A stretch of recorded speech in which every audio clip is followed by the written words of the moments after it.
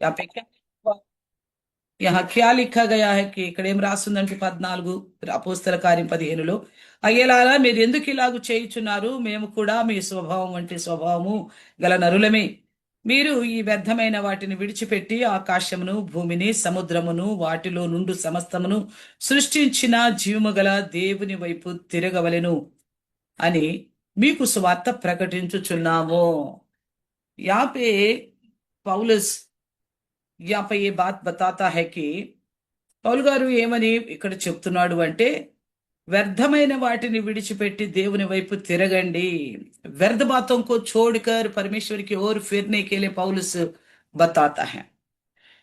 यहाँ पे ये సందర్భ क्या था हम सबको पता है. ఇక్కడ సందర్భం ఏంటనేది మనందరికి తెలుసు.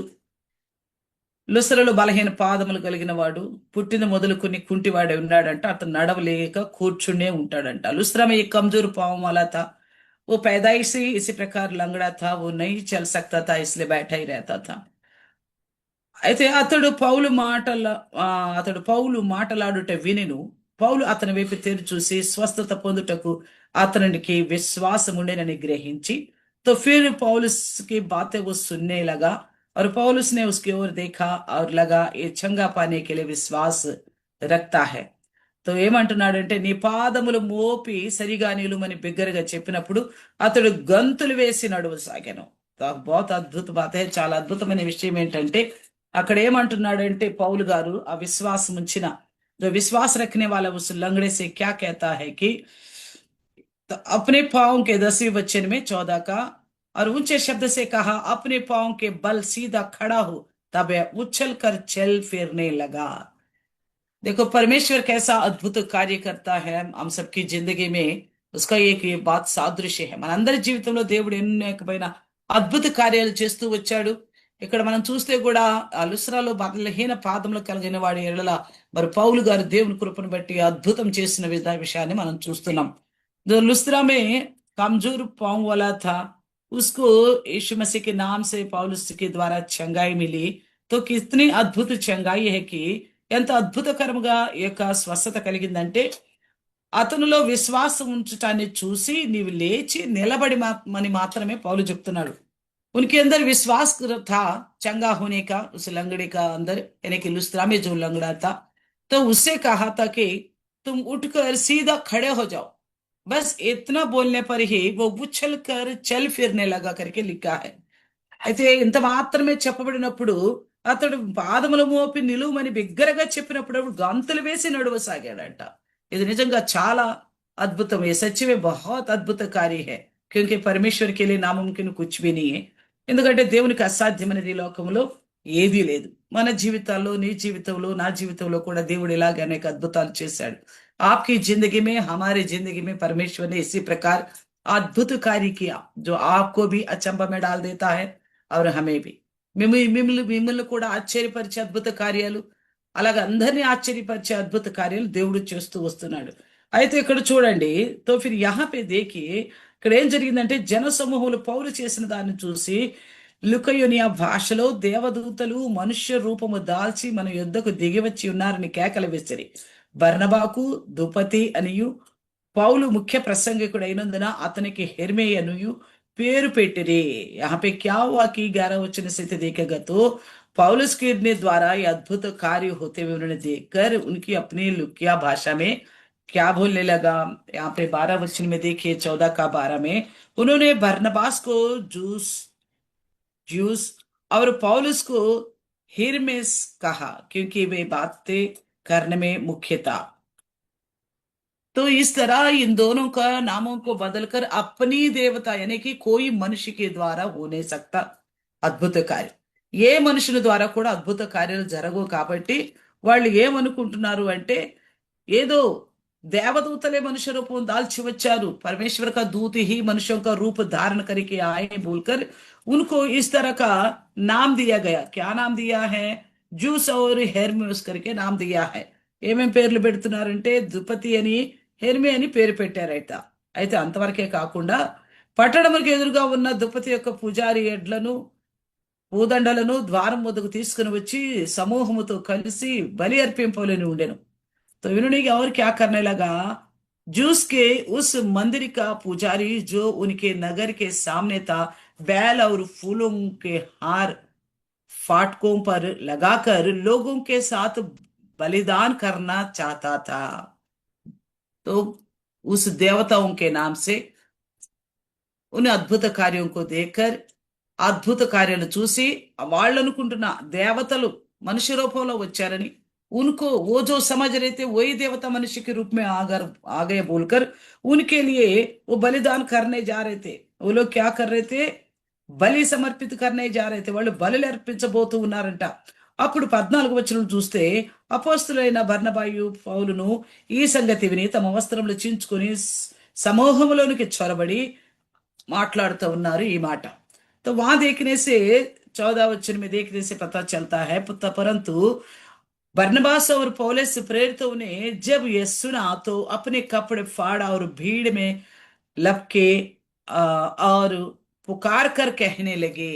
क्योंकि ये परमेश्वर अद्भुत का कार्य करना यीशु मसीह के नाम से ये केवल पौलुस और बरनबा ही जानते थे। యేసుక్రీస్తు పేరిట తండ్రి అయిన దేవుడు అద్భుత కార్యం చేయటం అనేది ఈ పౌలుకి బర్నబాకి మాత్రమే తెలుసు। కానీ ఆ లుస్త్రలో ఉన్న వారికి ఏం తెలుసు? मगर उस लुस्त्रा में रहने वालों को क्या पता था? वो केवल देवताओं को मूर्ति పూజ करने वाले थे। वो लोग వాళ్ళు కేవలం విగ్రహారాధన చేసుకునే వాళ్ళు। వాళ్ళు ఏమనుకుంటున్నారంటే वो क्या सोच रहे थे, इतनी अद्भुत कार्य केवल कोई स्वर्गदूत ही कोई देवता ही कर सकता है। ये देवता ही मनुष्य रूप धारण करके हमारे बीच में आ गया करके अचंबा होकर उनके लिए उस देवता के नाम से बलि चढ़ाने जा रहे थे। వాళ్ళేమనుకుంటున్నారంటే మేమనుకుంటున్నా మా దేవతలే మనిషి రూపం దాల్చి వచ్చి మరి ఇలాగూ స్వస్థత అద్భుతమైన స్వస్థతను పుట్టుకతోనే నడవలేని స్థితిలో ఉన్న వారిని నడిపించగలిగారని చెప్పి వాళ్ళ కోసం బలి అర్పించాలని ఏర్పాటు చేస్తున్నప్పుడు ఇంకా పౌలు గారు బర్నబా గారు ఏం చేశారు? వాళ్ళు బట్టలు చించుకొని ఆ సమూహంలోకి చొరపడి వాళ్ళతో చెప్తున్న మాట ఏంటో జాగ్రత్తగా విందాం। उन्होंने अपने कपड़े फाड़कर पौलुस और बरनबा ने उन जून के बीच में गया कपड़े फाड़ने की। और इतनी उनको जब मालूम पड़ा तो दौड़ कर जाने का क्या बात था? क्यों ऐसे गई? వీళ్ళు బట్టలు చేయించుకొని ఆ సమూహంలోనికి పరిగెత్తుకుని పోయి చొరబడాల్సిన పనేంటి? దేవునికి కలగాల్సిన మహిమ వీళ్ళు విగ్రహాలకు అర్పిస్తున్నారు। परमेश्वर को मिलने वाली महिमा देवता बोलकर मूर्तियों को चढ़ा रहे थे। ये समझ रहे थे कि हमारी देवताओं ने मनुष्य रूप धारण करके आकर ఏ అద్భుత కార్య కియా। వాళ్ళే అనుకుంటున్నారంటే మా దేవతే మనిషి రూపంలో వచ్చి ఇలాంటి భయంకరమైన అద్భుత కార్యం చేసి ఉన్నారు కాబట్టి బలి అర్పించాలి, అది కూడా ఆ యొక్క మందిరంలోకి వెళ్ళి బలి అర్పించాలి। वो भी उस मंदिर में जाकर बलि चढ़ाने के लिए सोच रहे थे। तब इन दोनों को आत्मा में इतना आवेश आया। అప్పుడు వీళ్ళిద్దరు కూడా ఆత్మలో ఎంత ఆవేశం కలిగింది అంటే వాళ్ళు దేవునికి కలగాల్సిన మహిమ శక్తి లేని విగ్రహాలకి వీళ్ళు అర్పిస్తున్నారు। కార్యం చేసింది దేవుడు, महिमाहोनता परमेश्वर की, मगर बिना शक्ति का इन मूर्तों को इन देवी देवताओं को चढ़ा रहे बोलकर इनको इतना दुख हुआ कि वो तुरंत झुंड के बीच में गए, अपने कपड़े फाड़ कर, यानी कि ये बर्दाश्त से बाहर है। यानी कि परमेश्वर की मिलने वाली महिमा किसी और को मिलना ये बर्दाश्त से बाहर है। దేవుడు సర్వశక్తిమంతుడైన దేవుడికి చెందాల్సిన మహిమ ఇంకెవరికో చెందటం అనేది చాలా సహించలేని విషయం।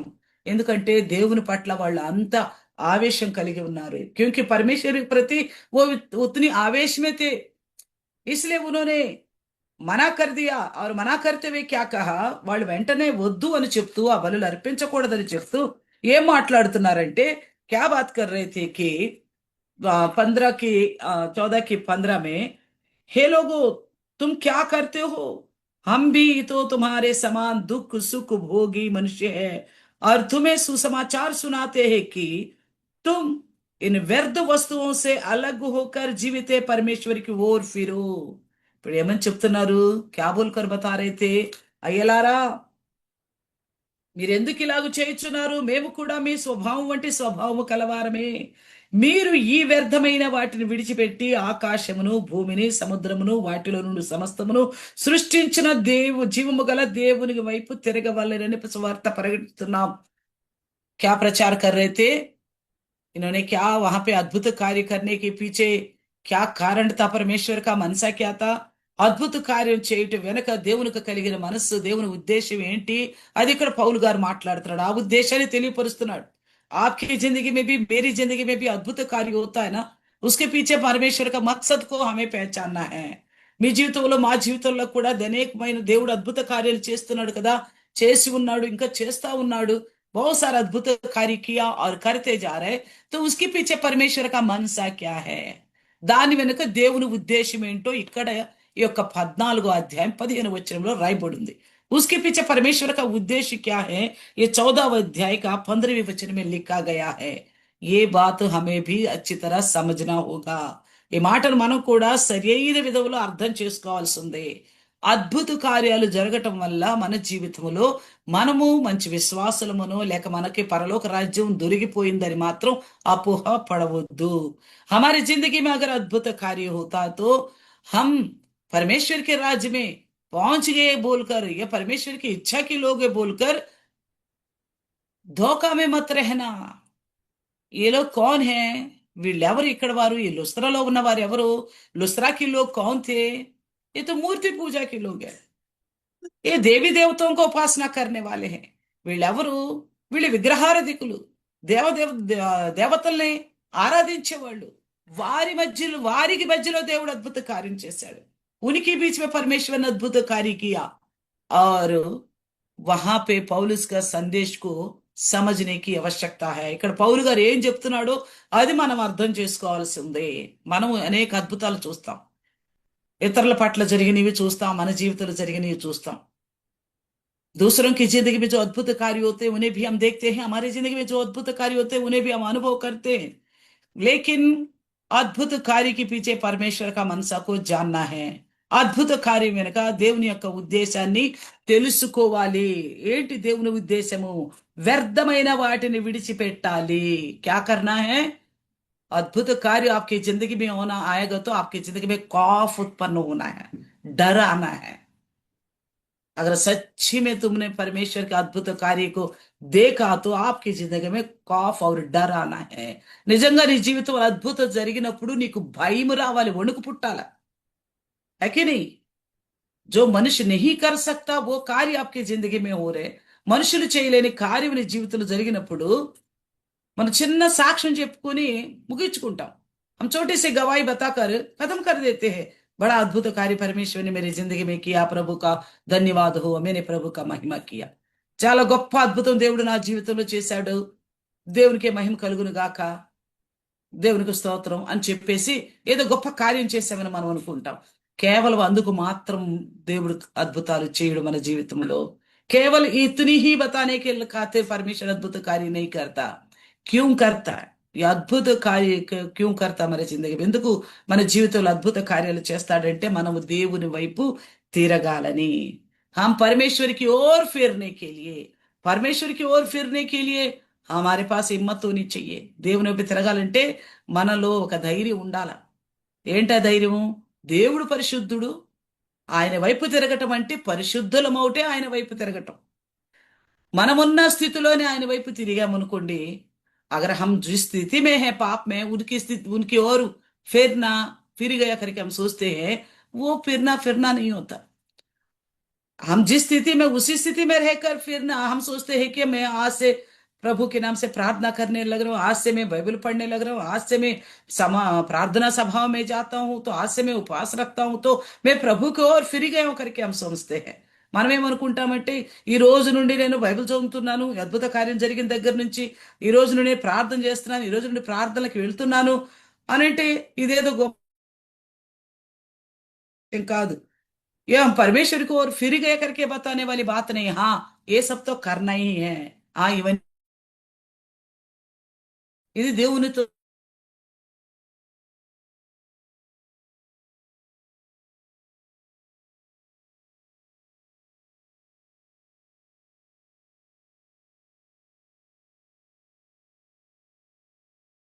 करके हमें क्या करना चाहिए?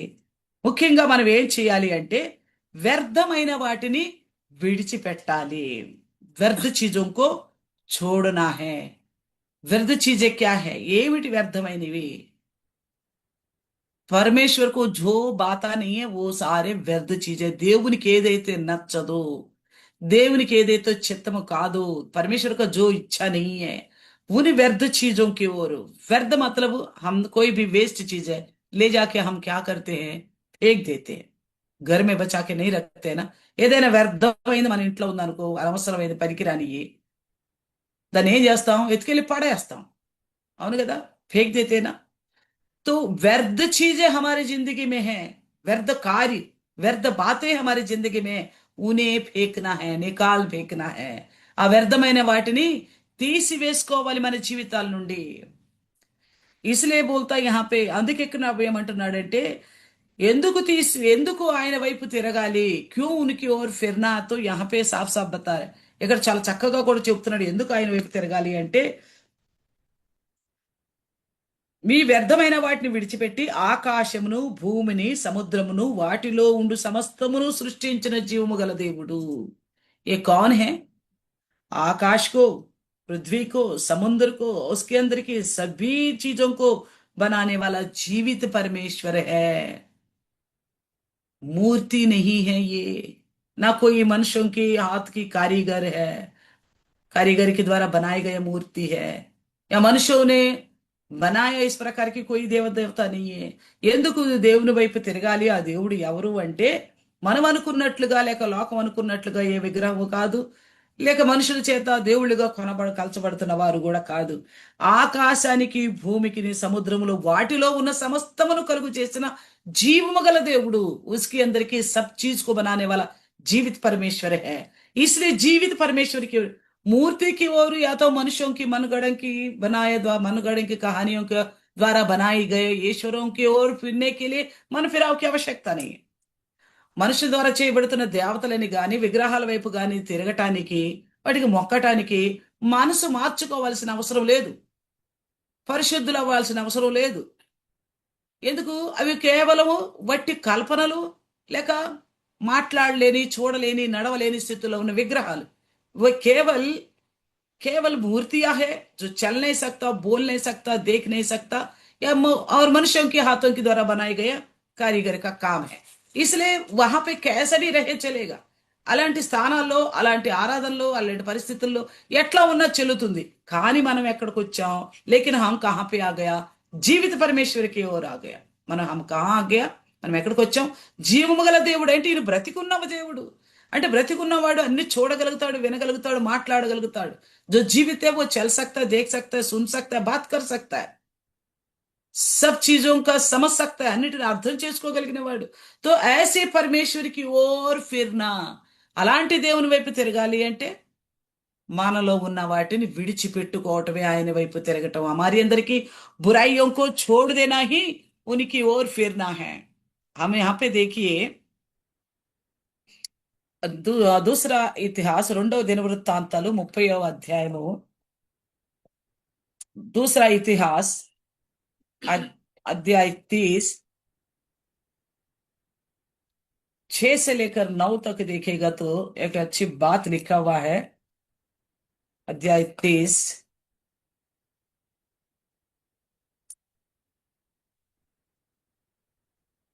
6 से लेकर 9 तक 2వ దినవృత్తాంతాలు 30వ అధ్యాయం 6 నుండి 9 ఇక్కడ ఏమంటున్నాడు इसलिए हर कारे राजा और उसके हाकिमों ने चिट्ठियां लेकर राजा की आज्ञा के अनुसार सारे इजराइल और यहूदा में घूमे और कहते गए हे इजराइलियों अब्राहम इसहाक और इजराइल की परमेश्वर यहोवा की ओर फिरो कि वे अशूर की राजा के हाथ से बचे हुए तुम लोगों की ओर फिरे ఇక్కడ ఏమంటున్నాడు क्या कहता है यहाँ पे देखिए 2వ దినవృత్తాంతాలు 30వ అధ్యాయము 6 వచనం చూద్దాం ముందు అంచెగాండ్రు రాజునొద్దకు అతని అధిపతికి తాకిదలు తీసుకొని యూదా ఇజ్రాయేలు దేశమంతటా సంచరించి రాజాజ్ఞను ఇలాగు ప్రకటన చేసిరి ఇజ్రాయేలులారా అబ్రహాము ఇస్సాకు ఇజ్రాయేలు దేవుడని యెహోవా వైపు తిరుగుడి మీరు తిరిగిన ఎడల మీలో అషూరు రాజుల చేతి నుండి తప్పించుకుని శేషించిన వారి వైపు ఆయన తిరుగును यहाँ पे क्या कहता है ఇక్కడ ఏమంటున్నాడంటే మనం पहला 30 अध्याय మొదట్లో చూస్తే इस अध्याय का पहले वचन में देखेगा तो यहाँ पे हिजकियా ने क्या किया कि ఇక్కడ హిజ్కియా ఏం చేస్తున్నాడు అంటే పస్కాను ఆచరించే విషయంలో అందరినీ కూడా మందిరానికి రావాలని ఆహ్వానించాడు पसका का पर्व बनाने क्योंकि इससे पहले उन्होंने पसका का पर्व बनाना के विषय में लापरवाह कर दिया छोड़ दिया था హిజ్కియా సమయానికి ముందు పసాక్ పండుగ చేయటం కోసం అశ్రద్ధ చేసి ఆ పండుగను విరమించుకున్న వారిగా ఉన్నారు అందుకని హిజ్కియా ఏం చేశాడంటే హిజ్కియాని क्या किया పసాక పర్వ్ ये परमेश्वर की योजना परमेश्वर के द्वारा बताया गया नियम है ఇది దేవుని చేత ఏర్పాటు చేసిన నియమం అయితే ఈ పండుగను ఆచరించడానికి వీళ్ళందరినీ పిలవండి इस पर्व को बनाने के लिए इन सबको बुलाओ किस किस को ఎవరెవరిని పంపమంటున్నాడు యోధా వారిని వర్తమానములు పంపి వర్తమానములను ఎఫ్రాయిము వారికి మనష్య వారికి పత్రికలు పంపాడంట ఇజ్రాయెల్ వారికి యోధా వారికి ఎఫ్రాయిము మనష్య వారికి పత్రికలు పంపాడంట इन्होंने क्या किया कि इजराइल के लोगों को यहूदा की और एफ्राइम की मनश्य लोगों को पत्री भेजी है तो उसके बाद क्या हुआ तो पहला महीना में ये बात हो नहीं पाया మొదటి నెలలో ఈ పండగ చేయలేకపోయారు అయితే రెండో నెలలో దీన్ని ఆచరించినట్లుగా చూస్తున్నాం దూసరా మहीने में से पूरा किया इन्होंने तो అయితే ఇక్కడ ఏమంటున్నాడంటే 5వ వచనంలో బహుకాలం నుండి వారు రాయబడిన ప్రకారం ఇంత ఘనముగా ఆచరించుట చూచి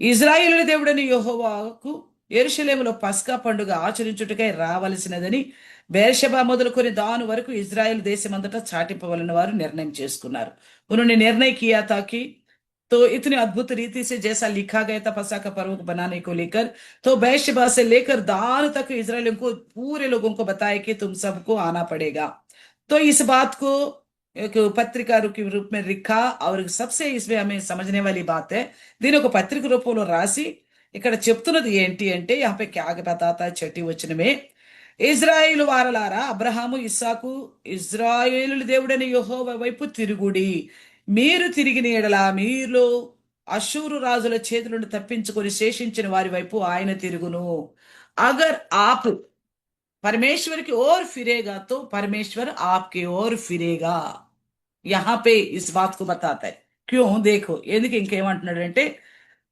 తమ పితరుల దేవుడైన యెహోవా ఎడల ద్రోహముగా ప్రవర్తించిన మీ పితరుల వలె మీ సహోదరుల వలె మీరు ప్రవర్తించకుడి तुम्हारे पूर्वजों के समान तुम्हारे परमेश्वर के विरुद्ध जो द्रोही बन के कार्य किया था तुम उन पूर्वजों पितरों के समान तुम मत करो क्या किया इनके बुजुर्गों ने వీళ్ళ పూర్వీకులు ఏం చేశారంట పితరులు దేవునికి వ్యతిరేకులుగా దేవుని దృష్టికి ద్రోహులుగా ప్రవర్తించారంట మీరు అలాగా ప్రవర్తించొద్దు परमेश्वर के विरुद्ध चला परमेश्वर के सामने द्रोही का काम किया द्रोह का काम किया बुराई का काम किया इस तरह तुम मत करना यही वचन बताता है देखिएगा 7वें वचन में अपने पुरखाओं और भाइयों के समान मत बनो जिन्होंने अपने पूर्वजों के परमेश्वर यहोवा से विश्वासघात किया था और उसने उन्हें चकित होने का कारण हर किया कारण कर दिया जैसा कि तुम స్వయం దేఖ్ రహే హో ఏం చేశాడంటే దేవుడు వీళ్ళ జీవితాల్లో పరమేశ్వర్ని క్యా కియా వారి ప్రవర్తన ఎట్టిదో మీకు అగుపరచవలనని ఆయన వారిని వినాశమునకు అప్పగించెను परमेश्वर की ओर ना फिरते हुए परमेश्वर को विश्वासघात किया इजरायलियों का पहले पूर्वज के लोग దేవుని వైపు తిరగాల్సిన రీతిలో తిరగకుండా దేవుని చెప్పిన కట్టడలను చేయకుండా परमेश्वर ने जो बनाए गए नियमों को पालन ना करते हुए पस्का को ना बनाते हुए इन्होंने परमेश्वर के सामने क्या किया विश्वासघात किया यानी कि परमेश्वर को हमारे ऊपर भरोसा हमारे द्वारा संसार में परमेश्वर की जानकारी मिलेगा हमारी पवित्र चाल चलन के द्वारा हमारे नियमों के द्वारा हमारी विधियों के द्वारा हमें दिया गया परमेश्वर के वचन के द्वारा हम चलेगा तो हमारे द्वारा जीवित परमेश्वर का खबर जीवित परमेश्वर के बारे में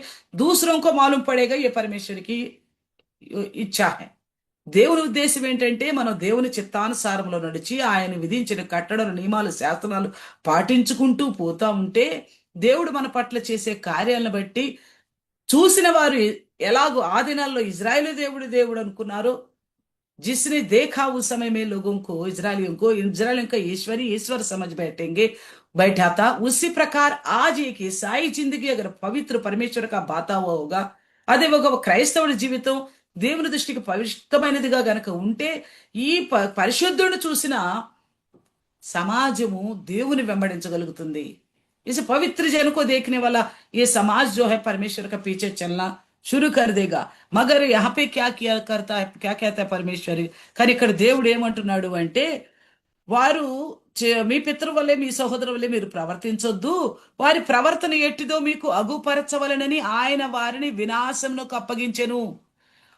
आपकी पुरखे आपकी पूर्वज परमेश्वर की इच्छा के अनुसार नहीं चला तो परमेश्वर ने क्या किया, विश्वासघात करने वालों के साथ क्या किया, उन्हें चकित होने का कारण कर दिया।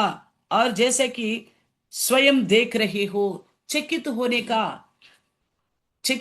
यानी कि देखने वाला अचंबा होने का, చూసిన వాళ్ళు ఆశ్చర్యపడే విధంగా, తెలుగులో అయితే వారిని వినాశనములకు అప్పగించెను మీకు అర్థం కావటం కోసం। आपको समझ में आने के लिए स्वयं आप जैसा देख रहे ना, ऐसा चकित होने का, चकित माने इनको साथ अद्भुत कार्य किया इसलिए चकित होने के लिए नहीं बताया गया। వీళ్లతో ఇజ్రాయెల్ పట్ల అద్భుత కార్యాలు చేశాడు కావాల, దేవునికి ద్రోహులైనా గాని అందుకే చూసిన వారు ఆశ్చర్యపోయారేమో అన్నది కాదు ఇక్కడ రాసింది। ఏ बात यहाँ नहीं लिखा गया, ఇక్కడ తెలుగు में क्या लिखा पता है, उनको विनाश के लिए सौंप दिया, यानी कि उनको सत्यानाश कर दिया। किन्हें, परमेश्वर को जो विश्वासघात किया। परमेश्वर को हमारे ऊपर एक भरोसा है, దేవునికి మన మీద ఒక నమ్మకం ఉంది। ఆ నమ్మకాన్ని వమ్ము చేసే జీవితం గనక మనం జీవిస్తే, उस भरोसा को तोड़ने की जिंदगी अगर हम जिएगा तो जैसा इजराइल के पुरखों ने जिया था। यहाँ का వ్యవస్థ వివరణ दूसरा इतिहास 30 में हम देखते हैं, 2 దినవృత్తాంతాలు 30లో మనం చూసినట్లుగా వాళ్ళ పూర్వజులు దేవునికి దృష్టికి ద్రోహులయ్యారు, అయితే వాళ్ళ వినాశనానికి అప్పచెప్పారు। ఈ రోజు మీరు చూస్తున్నారు మీకు బుద్ధి కలిగేలాగా। आज के दिन आपकी आपके सामने मैं करके दिखा रहा था कि आपको अक्ल आ जाए। परमेश्वर कहने का मतलब ये था। అయితే ఇక్కడ ఏమంటున్నాడంటే ఇంకా 8వ వచనంలో, और 8वें वचन में क्या कहता है, మీ పితరుల వలె మీరు అవిధేయులు కాక యెహోవాకు లోబడి ఆయన శాశ్వతముగా పరిశుద్ధపరిచిన ఆయన పరిశుద్ధ మందిరంలో ప్రవేశించి మీ దేవుడైన యెహోవా మహోగ్రత మీ మీద నుండి తొలగిపోవునట్లు ఆయనను సేవించుడి।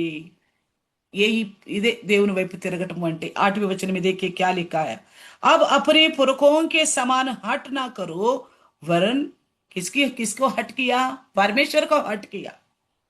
इसलिए बोल रहे अपने पुरखों के समान हट ना करो, वरन यहोवा के आधीन होकर उसके उस पवित्र स्थान में आओ जिसे उसने सदा के लिए पवित्र बनाया है, और अपने परमेश्वर यहोवा की उपासना करो कि उसका भड़का हुआ क्रोध तुम पर से दूर हो जाए।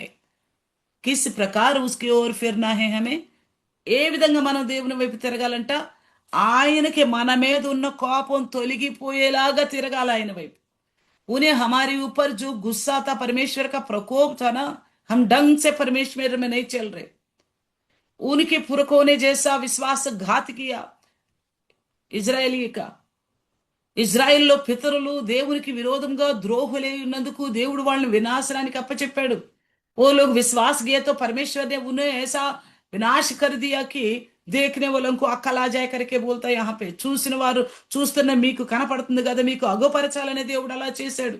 आपको समझ में आने के लिए ऐसा किया है, तो ये बात सुनने वाला हम लोगों को भी समझ में आना चाहिए। ఈ మాట వింటున్న మనకు కూడా అర్థం కావాల్సి ఉంది।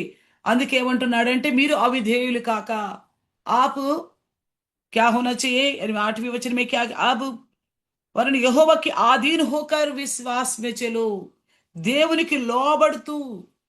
परमेश्वर ने पवित्र किया, वहां पे मंदिर के बारे में बता रहे, దేవుడు ఏర్పాటు చేసిన మందిరం గురించి, परमेश्वर ने बनाया गया మందిర్ కి బారే బతా రే, దేవుడు ఏర్పాటు చేసిన మందిరం గురించి మాట్లాడుతున్నాడు, పవిత్రపరచబడింది అని। అయితే ఏమంటున్నాడంటే, ఆ వైపు మీరు తిరగాల, దేవునికి విధేయులై అవిధేయులు కాక లోబడాలా, శాశ్వతంగా పరిశుద్ధపరచబడిన మందిరంలో ప్రవేశించాలి, మీ దేవుడైన యెహోవా ఉగ్రత నుండి మీరు తొలగించబడాలి। आपके परमेश्वर यहोवा के प्रकोप से आप बचने के लिए पवित्र मंदिर की ओर फिरना है। उसके लिए क्या करना है, आप उनकी आज्ञाकारी बनना है, उनकी विधियों को मानना है, उनके अधीन होके चलना है। ఏ హే పరమేశ్వరికి ఓరు ఫిల్నా, దేవుని వైపు తిరగటం అంటే ఆయనకు లోబడాలా, అది దేవుని వైపు తిరగటము. परमेश्वर की ओर फिरने का मतलब उनकी अधीन होना। हम मान लीजिए किसी, मैं इधर हूं, ऐसी बैठी हूं मैं, या तो ये मैं ऐसी बैठी हूं, मुझे इधर फिरना तो ऐसा फिरने से चलेगा, क्योंकि मैं इस तरह इस दिशा में हूं। ఇలా కూర్చునున్నాను నేను, ఎవరైనా నా వైపు తిరగాలంటే ఇలా తిరగాలి, कोई भी मेरे ओर फिरना तो इस तरह फिरना पड़ेगा। కానీ परमेश्वर, लेकिन परमेश्वर సర్వాంతర్యామి है, फिर उसकी ओर कैसे फिरे हम। దేవుడు సమస్తం మీద ఉన్నవాడు, ఏ ఒక దిశలో ఉన్నవాడు కాదు। किसी एक दिशा में रहने वाला नहीं है वो, समस्तंలో ఉన్నాడు, सब जगह में रहने वाला है। उसकी ओर कैसे फिरेंगे हम। नीचे भी परमेश्वर, ऊपर भी परमेश्वर, दाएं बाएं हर जगह परमेश्वर, सारा विश्व में परमेश्वर। దేవుడు అన్ని చోట్ల సమస్తం మీద వ్యాపించి ఉన్నాడు దేవుడు, समस्त व्यापी, सब जगह में रहने वाला परमेश्वर। उसकी ओर फिरने का मतलब फिर क्या हो सकता है। ఆయన వైపు తిరగటం అంటే మరి అర్థం ఏమై ఉండాల। ఆయనకి లోబడటం, ఆయన తెలియపరిచిన చిత్తానికి లోబడటం, ఆయన పరిశుద్ధతకు లోబడటం, उनके द्वारा बताए गए पवित्रता का आधीन होना ही उनकी ओर फिरना है। मूर्ति की ओर फिरना तो मान लीजिए मूर्ति इधर सामने तो उसकी ओर फिरेंगे, इधर हो तो इसकी ओर फिरेंगे, इधर हो तो इसकी ओर इधर फिरेंगे। ఏదో ఒక విగ్రహం వైపు తిరగాలి అంటే ఎక్కడో ఎక్కడో ఎక్కడో ఉంటది కాబట్టి దాని వైపు తిరుగుతాం, కానీ దేవుని వైపు తిరగటం అంటే, लेकिन परमेश्वर की ओर फिरना, यहाँ पे बताया तुम्हारे पुरखों ने विश्वासघात किया, तुम ऐसा मत करो, तुम मेरे ओर फिरो, मेरा अधीन हो जाओ। ये है परमेश्वर की ओर फिरना। మీ పితరులైతే ద్రోహులై వినాశనం వైపు వెళ్ళిపోయారు, మీరు అలా ఉండొద్దు, మీరు నాకు లోబడండి, నాకు లోబడటం, ఉనికి ఆధీనం నాహి పరమేశ్వరికి ఓరు ఫిర్నా హే। తో ఇంకేమంటున్నాడు అంటే 9వ వచనములో, 2వ దినవృత్తాంతాల 39లో, దూసరా ఇతిహాస్ 30 మే క్యా कहता है, మీరు యెహోవా వైపు తిరిగిన ఎడల మీ సహోదరుల ఎడలను మీ పిల్లల ఎడలను చెర తీసుకొని పోయిన వారికి కనికరము పుట్టును, వారు ఈ దేశమునకు తిరిగి వచ్చెదరు, మీ దేవుడని యెహోవా కరుణా కటాక్షము గలవాడు గనుక మీరు ఆయన వైపు తిరిగిన ఎడల ఆయన మీ యందు ప్రసన్నుడగును। क्या लिखा है 30 में, यदि तुम यहोवा की ओर फिरोगे तो जो तुम्हारे भाइयों और बाल बच्चों को बंदे बना के ले गए हैं, वे उन पर दया करेंगे और वे इस देश में लौट सकेंगे, क्योंकि तुम्हारा परमेश्वर यहोवा अनुग्रहकारी और दयालु है, और यदि तुम उसकी ओर फिरोगे तो वे अपना मुंह तुमसे ना मोड़ेगा। अगर हम, वो तो ఇజ్రాయలీ కి ఖాతిర్ లిఖా గయా హై, అదైతే ఇజ్రాయెల్ గురించి రాయబడి ఉంది। మనము గనక దేవుని వైపు తిరిగిన ఎడల అయితే, अगर हम परमेश्वर की ओर फिरेगा तो परमेश्वर हमसे प्रसन्न होगा, वो हमारी प्रार्थनाओं को लेकर मुंह नहीं मोड़ेगा। మనం దేవుని వైపు తిరిగినట్లయితే ఆయన మనల్ని బట్టి ప్రసన్నుడవుతాడట, ఆయన మన విషయంలో అభ్యంతరపడు। నైతో క్యా హోగా, అలా కాకపోతే ఏం జరుగుతుంది। అగన్ మనం దేవుని వైపు తిరగపోతే జరిగే పరిణామం ఏంటి।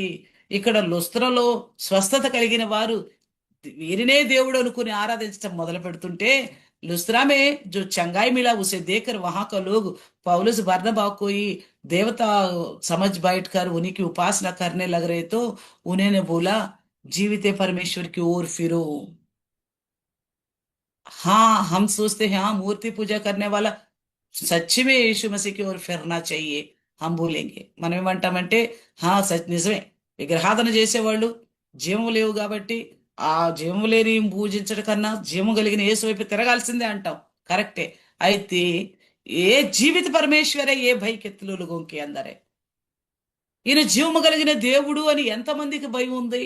మన మాటలు, మన పద్ధతులు, మన ఆలోచనలు, మన పనులు, మన వ్యవహారాలు, మన చూపులు, మన ఉద్దేశాలు, మన తలంపులు ఎరిగిన వాడు అనే భయం ఉందా।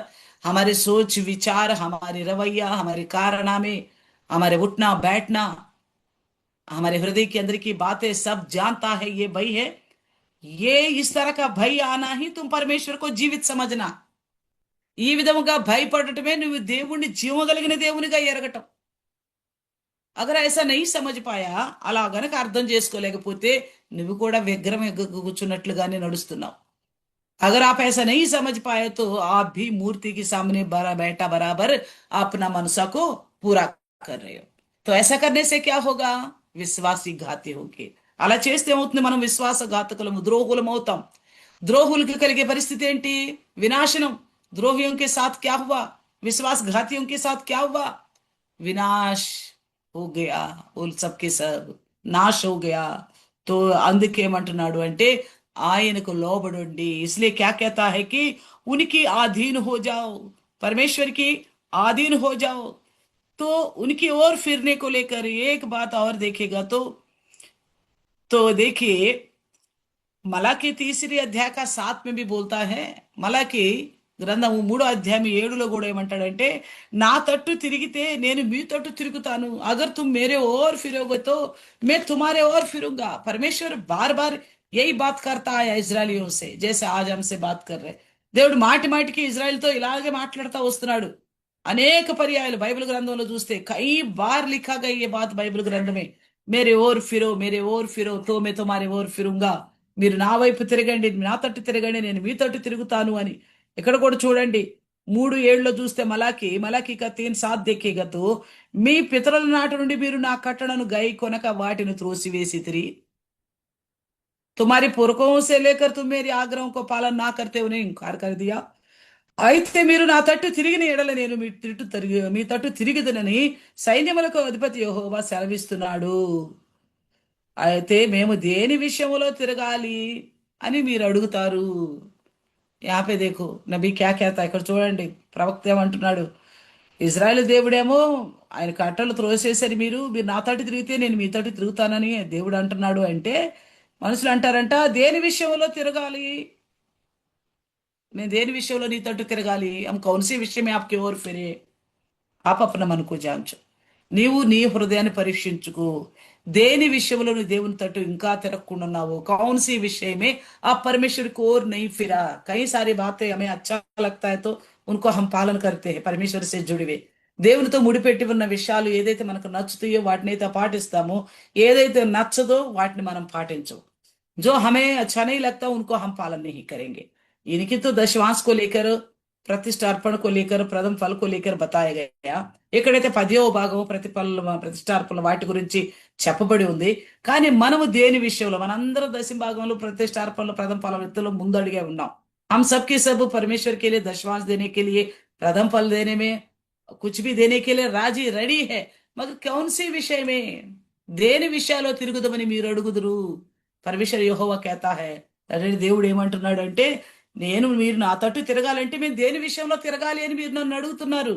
कौन से विषय में फिरे करके आप मुझसे पूछते हो. यहाँ पे देखिए जकरिया का 1:3 में भी यही बात लिखा है. జకరియా గ్రంథము 1వ అధ్యాయము 3వ వచనంలో చూస్తే కూడా ఇదే మాట రాయబడి ఉంది. जकरिया का 1ला अध्याय का 3रे वचन में देखेगा तो జకరియా 1వ అధ్యాయము 3వ వచనంలో చూస్తే కూడా, కాబట్టి నీవు వారితో ఇట్లనము, సైన్యములకు అధిపతి యెహోవా సెలవిచ్చినది ఏమనగా, మీరు నా తట్టు తిరిగిన ఎడల నేను మీ తట్టు తిరుగునని యెహోవా సెలవిచ్చున్నాడు. यहाँ पे यही बात लिखा है, तुम मेरे ओर फिरेगा तो मैं तुम्हारे ओर फिरूंगा. परमेश्वर यहोवा कहता है. इसलिए हम परमेश्वर को ओर पूरी तरह फिरते नहीं है. మన జీవముగల దేవుని వైపు పూర్తిగా తిరగము. దేని తట్టు తిరగాలో మనకు తెలియదు. ఏ విషయంలో మనం ఇంకా తిరగాల్సిందో మనం గ్రహించాలన్న ఆలోచన లేని వారిగా ఉన్నాం. कौन सी विषय में परमेश्वर को और मुझे और भी फिरना था, मैं किस विषय को छोड़ दिया या किस विषय को कर नहीं पा रहे हूं. स्वभाव को बदलने का, బుద్ధిని మార్చుకునే ఏ విషయంలో నేను దేవుని తట్టు తిరగలేకపోతున్నాను. అందుకే మన జీవితాల్లో కొదువులు కలిగి ఉండటానికి కారణం, हमारी जिंदगी में अभी भी कुछ कमियां होने के कारण क्या पता है, हम परमेश्वर की ओर नहीं फिरने की वजह से. क्यों वो हमारी ओर नहीं फिर रहे? మనం దేవుని తట్టు పూర్తిగా తిరగలేదు కాబట్టి ఆయన మన తట్టు, మనం పూర్తిగా తిరిగితే కదా ఆయన మనకు కనపడేది. हम किसी को देखना तो पूर्ण रीति से फिरेंगे. ఎవరన్నా చూడాలంటే వాళ్ళు కనపడేదాకా తిరుగుతాం.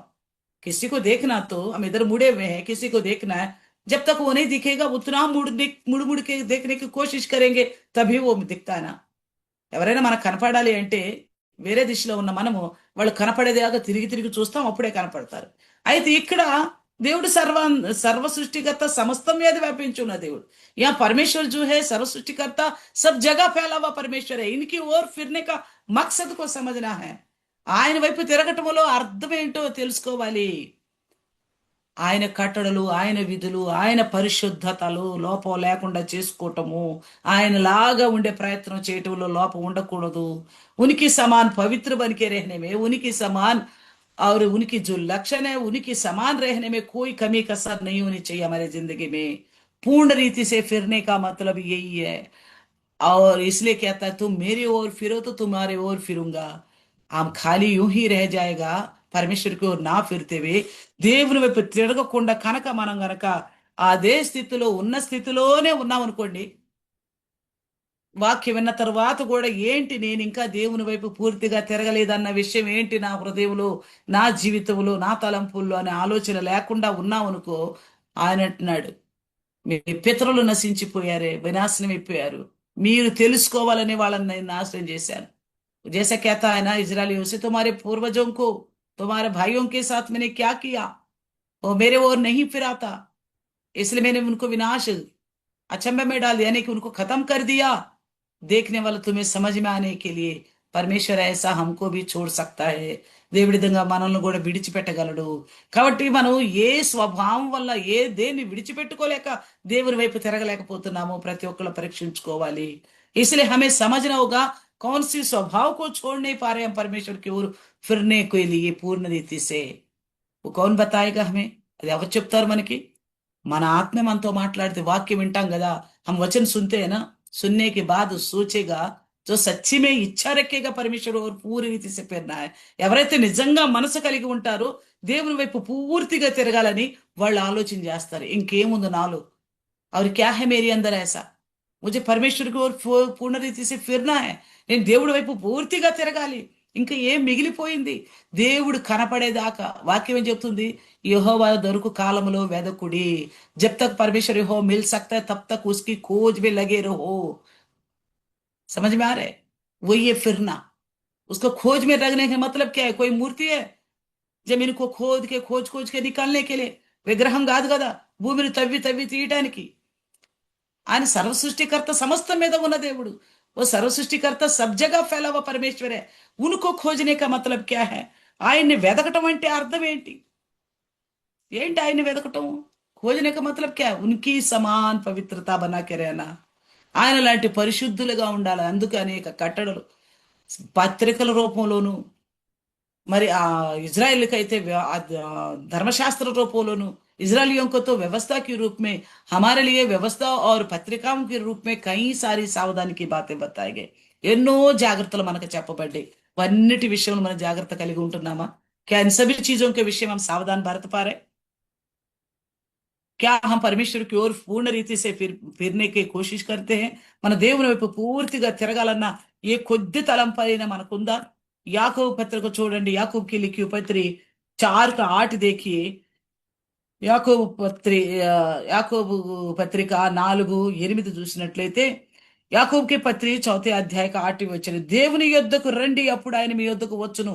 పాపులారా మీ చేతులను శుభ్రము చేసుకొనుడి, ద్విమనస్కులారా మీ హృదయములను పరిశుద్ధపరచుకొనుడి. देखिए इतना कठिन रूप से बात कर रहे. देखिए याकूब क्या कैसे अद्भुत बातें करता है.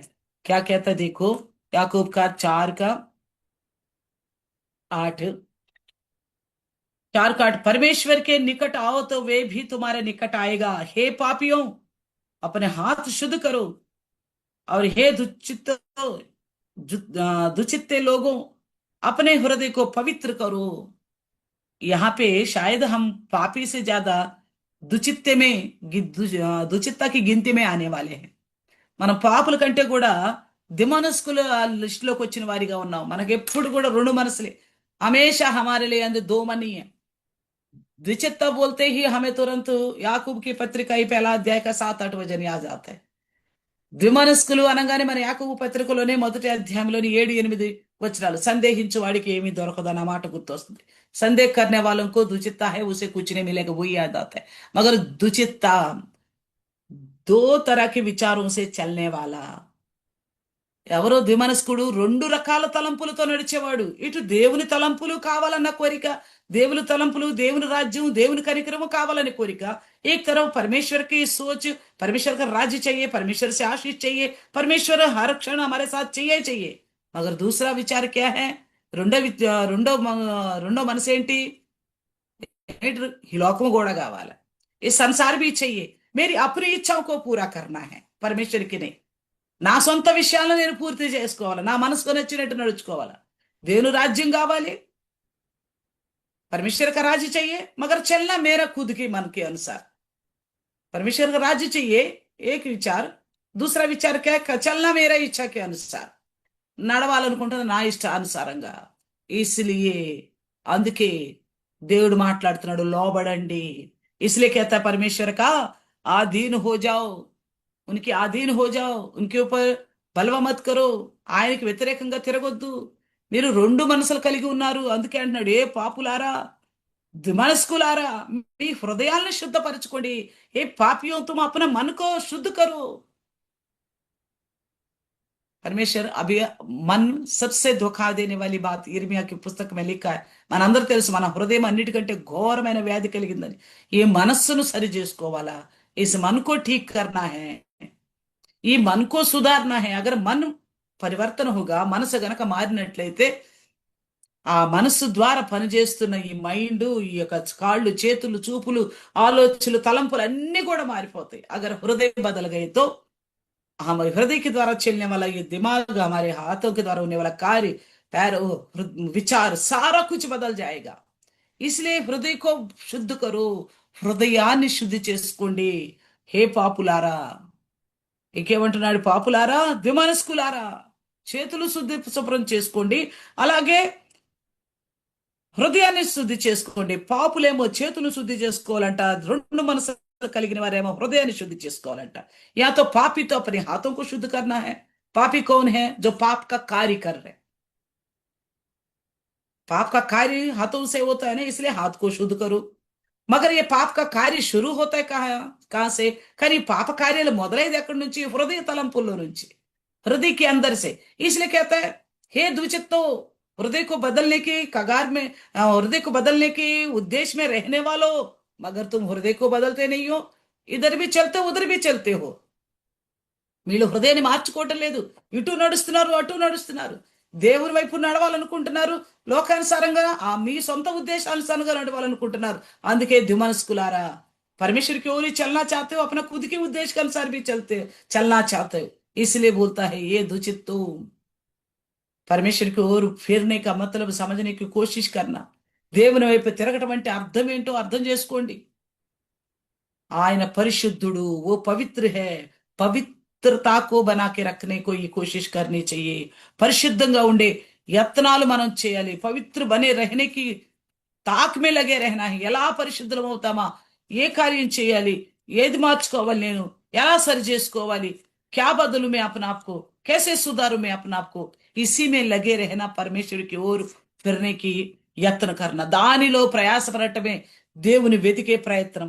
అందుకే అంటున్నాడు యెషయా గ్రంథం 55:6లో, ఇస్లే कहता है యెషయా का 55:6 में, యెహోవా మీకు దొరుకు కాలమందు ఆయనను వెదకుడి, ఆయన సమీపముగా ఉండగా ఆయనను వేడుకొనుడి. जब तक यहोवा मिल सकता तब तक उसकी खोज में लगे रहो, वो निकट है ना तभी उनको पुकारो.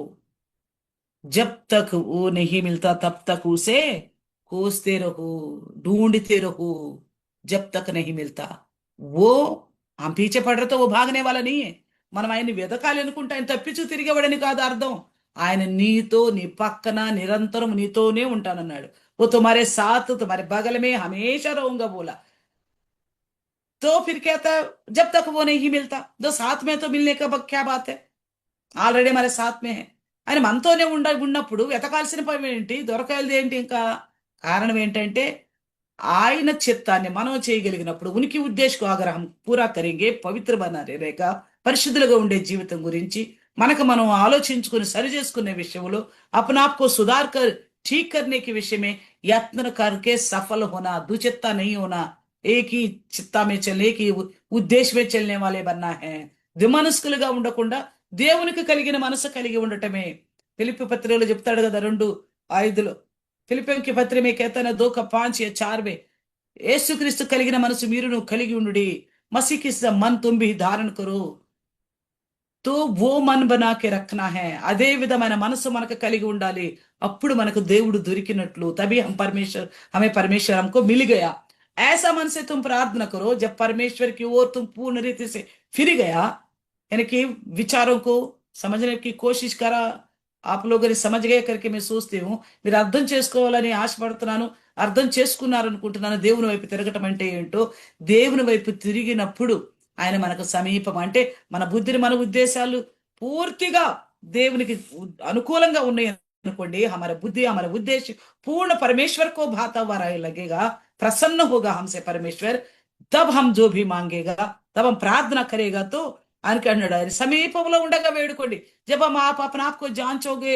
खोजोगे सुधारने की कोशिश करोगे पश्चाताप से भर जाओगे तब आपका निकट यानी कि पूर्ण आप परमेश्वर का निकट हो నువ్వు పరిపూర్ణంగా దేవునికి దగ్గరగా ఉన్నట్టు ఆ సమయంలో నువ్వు చేయి ప్రార్థన ఆ స్థితిలో ఉండి నువ్వు ప్రార్థన చేయి उस तरह का स्थिति में रहकर तुम प्रार्थना करो उस मन फिराव की स्थिति में होकर పశ్చాత్తాप की स्थिति में होकर మారు మనసు స్థితిని కలిగి పశ్చాత్తాపడుతున్న స్థితిని కలిగి పాపం అంటే ఏంటో తెలుసుకుని విడిచిపెట్టిన స్థితిని కలిగి पाप का मतलब क्या है उसे समझकर छोड़ने की स्थिति में होकर तुम पुकारना वो समीप में रहना ఆ సమయంలో నువ్వు పిలవటం అంటే ఆయన నీకు దగ్గరగా ఉన్నాడు వాక్యం ఏం చెప్తుందంటే ఆయన నిజముగా ఆయనకు నిజముగా మొరపెట్టు వారికి ఆయన సమీపముగా ఉండును वचन क्या कहता है सच्ची में जो उनकी दुआएं देता है वो उनका निकट रहता है तो उसके बाद और भी बात लिखा गया है దాని తర్వాత ఇంకా కూడా కొంత రాయబడి ఉంది అయితే మరలా మనం మాట్లాడుకుందాం రేపు కలుసుకున్నప్పుడు फिर कल जब हम मिलेंगे और बात करेंगे आइए हम छोटा सा प्रार्थना करेंगे రెండు తలలు ఉంచుకున్నట్లయితే చిన్న ప్రార్థన చేసుకుందాం आंख बंद करेंगे కళ్ళు మూసుకుందాం జీవిత ఖుదావన आपको धन्यवाद धन्यवाद प्रभु जी జుమ్మగల నాయన పరిశుద్ధుడా నీ పాదాలకు వందనాలు వందనాలు అయా లుస్త్రాలు నీ మనుషులైతే ప్రభా దేవతలను ఆరాధించేవారు మీరు చేసిన అద్భుత కార్యం పౌలు బర్నబాసును బట్టి ఓ దేవతలు చేస్తున్నారని ప్రభా వాళ్ళకి బలులు అర్పించాలన్నప్పుడు పౌలు గారు వాళ్ళకి తెలియపరుస్తున్నారు మీ వ్యర్థమైన వాటిని విడిచిపెట్టి జీవము గల దేవుని వైపు తిరగండి ఆయన భూమి ఆకాశన సముద్రాన్ని అన్నిటిని కలుగు చేసిన వాడు ఆయన హెచ్చరిస్తా ఉన్నాడు ప్రభా अया प्रभु जी हम देखते हैं लुस्त्रा में जो अद्भुत कार्य हुआ उसे देखकर प्रभु जी वहां के लोग पौलुस बरनबा को प्रभु जी देवता समझ बैठा और उनके लिए प्रभु जी बलि चढ़ाने जा रहे थे तब उन्होंने कहा ओ ए मनुष्यों हम भी तुम्हारे समान संगी भाई है तुम्हारे बराबर के लोग हैं आप क्या कर रहे हो आपको करना चाहिए ताकि व्यर्थ चीजों को छोड़कर जीवित परमेश्वर जो है मूर्ति जो देख नहीं सकता उनकी ओर नहीं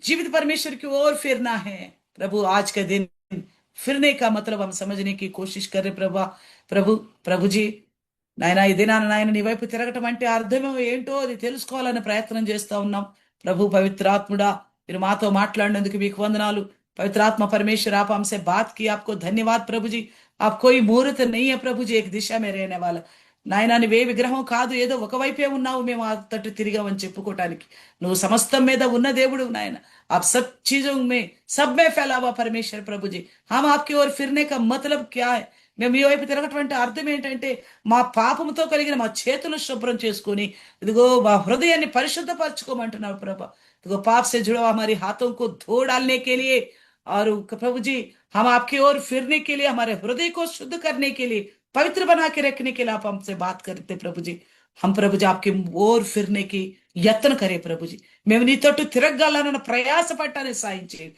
నీ తట్టు తిరగటం అంటే ప్రభా మాలో ఉన్న ఆ యొక్క పాపాన్ని మాలో ఉన్న అవిధేయతను మాలో ఉన్న సర్వలోకపరమైన కార్యాలని हमारी अंदर की आपकी ओर फिरने का मतलब हमारी अंदर की संसार की सी चाल चलन बुद्धि विचार समझ को छोड़ते हुए प्रभु जी आपकी ओर చూడనా ही आपकी ओर फुना బట్టను విడిచిపెట్టమే నీ తట్టు తిరగటం అన్నారు ప్రభా అందుకే ఎప్పటి వరకు దేవుడు దొరకడం అప్పుడు దాకా వెతకమన్నారు जब तक यहोवा परमेश्वर नहीं मिलता तब तक खोजने के लिए कहा प्रभु जी खोजने का मतलब हम समझ गया వెతకటం అంటే అర్థం చేసుకుని ఉన్నామని నమ్ముచున్నాం తండ్రి ప్రభా ప్రతి ఒక్క బిడ్డ మలాఖీలు అన్నట్లుగా ఏ విషయంలో మేము నీతో తట్టు తిరగాలి आप मेरे से पूछते हो करके परमेश्वर आप बोलते हो మలాఖీ ద్వారా మీరు మాట్లాడుతున్నారు మేము ఏ విషయంలో నీ తట్టు తిరగాలి అది మేము పరీక్షించుకోవాలి ప్రభా वो अपने आप को जांचना है प्रभु जी हमारे भाई बहन लोग भी इसी प्रकार कौन से विषय में आपकी ओर फिरना है क्या छूट गया क्या रह गया कहाँ और बदलना चाहिए